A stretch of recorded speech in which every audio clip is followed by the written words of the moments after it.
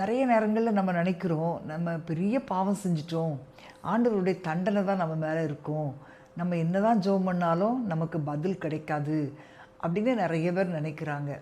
நெறைய பேர் சொல்லும்போது அப்படி சொல்லுவாங்க. ஆனா, ஆண்டவர் சொல்லுகிறார், தண்டனை மேல இருந்தாலும், அந்தரங்கத்தில நம்ம ஆண்டவருடைய சமூகத்தில கண்ணீர் வடித்து ஜெபிக்கிற ஜெபங்களுக்கு, நெருக்கத்தில் இருந்து நாம் கேட்கிற ஒவ்வொரு விண்ணப்பங்களுக்கும் ஆண்டவர் பதில் கொடுக்கிற தேவன். ஆண்டவர் சொன்னாரு, ஆபத்து காலத்தில் என்னை நோக்கி கூப்பிடு, நான் உன்னை விடுவிப்பேன், நீ என்னை மகிமைப்படுத்துவாய். நெருக்கத்தில் இருக்கிறீங்களா? உங்களுடைய வாழ்க்கையிலே ஒருவேளை பொருளாதார தேவையோடு இருக்கிறீங்களா? அல்லது குறைவுகளோடு இருக்கிறீங்களா? இன்றைக்கு எனக்கு என் ஜெபம் கேட்கப்படலையேன்னு புலம்புறீங்களா?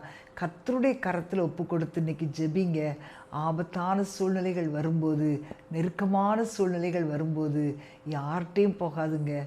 ஆண்டவருடைய பாதத்தில் அமர்ந்து அவரையே பற்றி பிடிப்பீர்களானால் நிச்சயமாக உங்களுடைய வாழ்க்கையிலே தேவன் பதில் கொடுப்பார். உங்களுடைய ஜெபங்களுக்கு ஆண்டவர் பதில் கொடுப்பார். உங்களுடைய ஜெபங்களெல்லாம் பதிலாய் மாறப்போகிற நாட்கள் வரப்போகிறது. God bless you.